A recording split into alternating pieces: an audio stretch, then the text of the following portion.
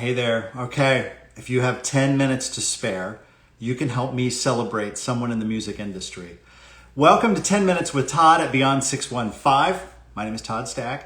I'm a coach and consultant at Beyond 615, which is a company I started March 15th this year. I'm also the contemporary Christian music format editor at allaccess.com. So a lot of music comes from the 615, which is the Nashville area code and surrounding areas. So this is about celebrating someone in the music industry, someone in radio, someone at a record label, or even an artist. But we only have 10 minutes to do so. Okay, this is episode 19, and today's guest is fair trade singer-songwriter. Her name is Baylor Wilson, and she is.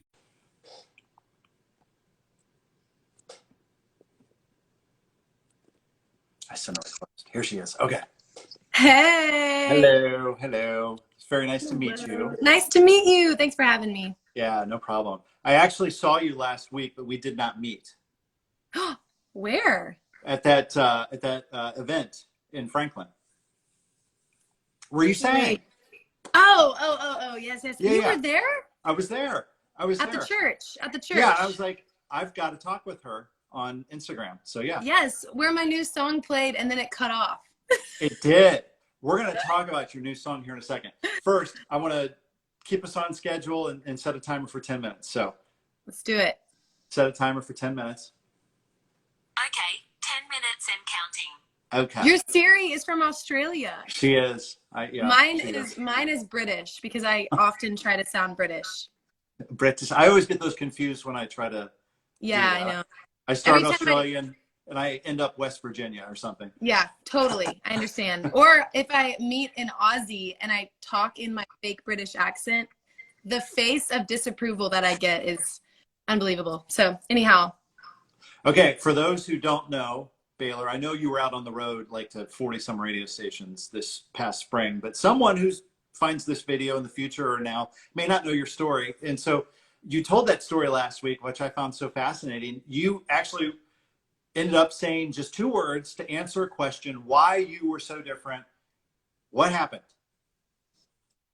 Well, 3.5, almost 4 years ago, I was invited to a worship night here in the 615 in Nashville, right off of I-65, which is Nashville's one of the main highways. And a girlfriend of mine from college saw me at a coffee shop, and she noticed that I wasn't doing well. She was discerning that I was just not full of any peace or joy at all. Even though I had like the face of happiness, she could see straight through it, And so she invited me to this worship night, and I showed up thinking it was going to be at a house or like a church, maybe, where worship nights are normally held. And it was at an auto body car shop. So I always tell people that, and they look at me like you kind of are right now, which is amazing. And that's how I felt that night. I was like, where am I? And what denomination is this? And what's going on here? You know what I mean? Yeah. But as soon as I walked in, I literally, every time I tell this story, I can feel the presence of God again, because I literally experienced the tangible, manifest presence of God like I've never experienced. And what I mean by that is I was immediately brought to tears because I could feel his love. I could feel his love for me. The gospel was like coming to life, all in a moment. And obviously it was a few minutes of this moment, but like, I just remember closing my eyes and these people were worshiping a God that was like in the room. He wasn't like far off. You know what I mean? They weren't just singing lyrics to a worship song. They were worshiping. And I had never been around that before. And because they had set that atmosphere, my heart was softened to Jesus.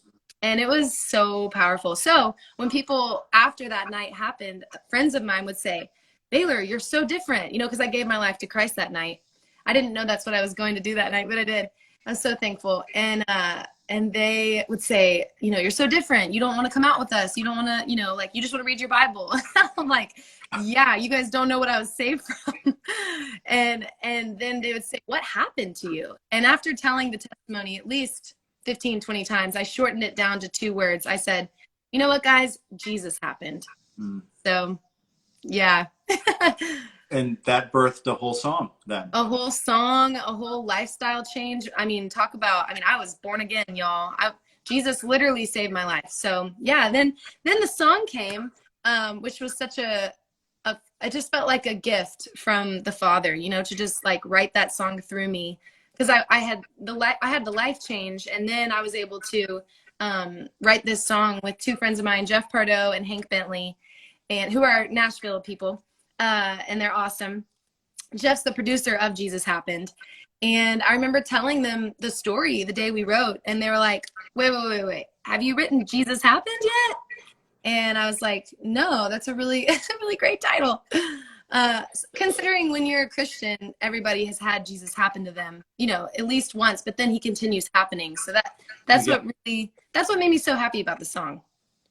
So awesome. So that's like your personal testimony that you get to go around to churches and radio stations and concerts and online and do this kind of thing. So that's pretty cool as your first song. Thanks. I appreciate it. It's a cool reminder to constantly be singing it over myself over and over, you know? That's good. Very good.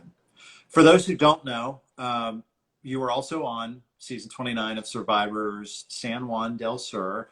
I got to be honest, I didn't watch it, but I looked and saw some videos, and I guess this is one where two people came together. So you did it with your mom? Yes. So my season was called Blood versus Water, and you got to bring a loved one with you. So it was like father, son, mother, daughter. There was twin sisters. There was a married couple, you know, all those types of things. So yeah, it was me and my mama.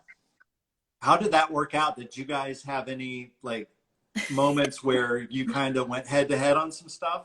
You know, we did, as most mother daughters do in real life. But it was so personal. It was so like intimate to me to go with my mom because she was a single mom growing up. And so we were already really tight, which meant a lot to me. And so having her out there with me to experience this radical craziness of being on an island and starving and having monkeys above my head and no toothbrush and no pillow and like actually surviving was super special. So we still, you know, like no one else will ever understand what it was really like except for her and all the other people that played. How many days were you into it? How long were you on? I made it, the game usually lasts 39 days, and I made it to day 37. Oh, wow. Oh my gosh. Yeah, I know. It was crazy. Yeah, I got really close, and then I got blindsided by the girl who won, who's still a friend of mine. Her name's Natalie, and I love her very much. And I was actually, at that point in the game, I was really thankful she voted me out because I really wanted a hamburger at that point. Did you ever win the Immunity Idol? I did, yes, one time. Mm-hmm. Okay. Yep. Saved for sure for one night. For one night, yep, that's right. Yeah. So you have a song that's your testimony. You were on Survivor, and I come to this, your Wikipedia or something. You were an award-winning cheerleader, like not just on the sidelines, just doing this, like the flips and the tumbles and that stuff. What? The flips and the tumbles, I love it. Yeah. As soon as you brought it up, immediately the cheerleader in me wanted to go, and 5, 6, 7, 8. So if anyone watches this that was a dancer or a cheerleader, they'll understand what I just did. But basically that's an 8 count. That's how we count when we're doing our performances. But yeah, I grew up as a coach's kid. My mom was a cheer coach. So since the day I can remember, literally, I think at 5 years old, I was doing back handsprings on a tumbling track, you know, just having the best time ever. Flips and, like you said, tumbles and stunts and all those things. And in 2009, I was a freshman in high school, I think. Yeah, in high school. And we won Worlds, which is like the biggest thing you can win in cheerleading. Because I don't think there's cheerleading in the Olympics. I know the Olympics are happening right now. I don't believe they're there, unfortunately. But there is this USA cheer team that's similar, that's not affiliated. But we won that, my team. Was that in Orlando, like where the big championship is? Yeah, right. It was. Yeah. Okay. We were up against, like, I think if I'm remembering correctly, like Asia, Australia, like Canada, Canadian teams. Like, it was legit. I have a ring and everything that I don't wear anymore. But oh my gosh. I'm totally Googling that now. I've got to see that performance. Those have always Yes. fascinated. I mean, I hope you girls can get find the thrown up video. in the air. Yeah. Yeah. I was the girl that threw people up, and then in college I became the girl above. Like the guys would throw me up and catch my feet and like drop me. And the whole pyramid stuff. Yeah. And, oh my gosh. Okay. Yeah. So I have a concert concept idea for you. You might want to run this past your husband or your manager. But if you combine like your testimony, Survivor, and a cheerleading competition at a show and get the audience involved, I think you've got something that no other Christian artist would be able to compete It would with. be like a Cirque du Soleil meets, Yeah. like, an altar call that of sorts. It would be incredible. I'm for it. I'm not against it. If you want to give your life to Jesus, 5, 6, 7, 8, come up front. All right, and now is the time to give your life to Christ. And 5, 6. That's funny. I actually really like that. Seriously, Yeah. That's really good. I don't know. That's good. If you do it, if I can get just like a penny per performance, I'll be good. I'll be good. No, I just need you to come up there and help people come to the front. I just need you to help me do that. I can do that. I can hold some people on my shoulders. No Perfect. problem. That's all we need. Last question. I don't even know if we're allowed to talk about this. So you tell me. Okay. You have new music coming out. Well, you've been posting about it, but are you allowed to talk specifically about the new song that's coming out? Is it called Joy in the Morning? You're the first person to say it. Am I allowed to say that? I mean, let's just go for it. I mean, this is so exciting. There's a few people watching and they can hear it, and whoever watches later is going to be the special person who hears it first. I think it's okay. I've been told to promote it, but I always get nervous. Like, am I? Because they haven't said no or yes. So, yeah, the next single is called Joy Comes in the Morning, and I'm so excited about it. And it's obviously, if you read the scriptures, it's based off of the verse in Psalm 30 that though your weeping may last for a night, joy comes in the morning. And yeah, this song it's a joy anthem. It really is. And not as soon as I said that, I thought of Joy by For King and Country. But this is my version of that song. It really is. It makes me smile every time I hear it. And it's so comforting. Like when I listen to the lyrics, like if I wasn't the artist, I would enjoy this song. You know what I mean? Sure. I also enjoy it because I am the artist, but when I listen to it, I'm immediately encouraged. Like that, the chorus lyrics say, though your weeping may last for the night and your sorrow may stay for the night. Basically, I'm not going to give it all away, but then the hook is joy comes in the morning. And it's really like fun, and it makes you remember like, oh yeah, like Christ died so that I could have joy no matter what happens to me, because he walked through it all on earth. So it gave me, as soon as I heard the song, it gave me chills and it made me smile. And it's such a good reminder. I think that is good, because when you go through hard times, we're actually told to worship through hard times. And I don't know about you, but for me, that is incredibly difficult. I'd rather just, lay in bed and sulk and stew and be depressed.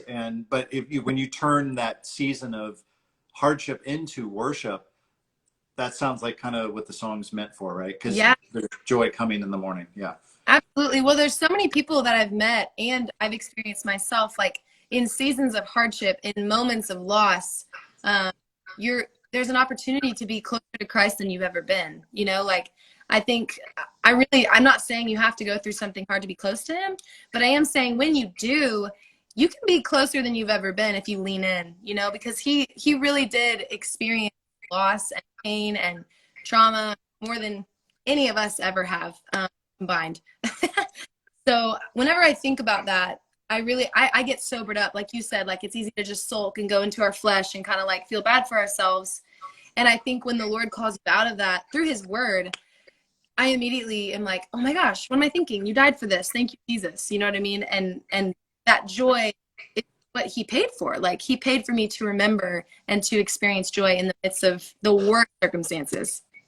I've never heard it said like that before. He paid for that, for you to be joyful in the midst of the trial. That's good. That's really good.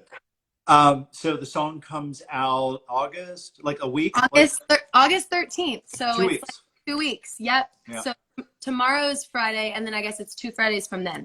Yeah. Yeah. And then there's 2 other songs with it. I'm so excited.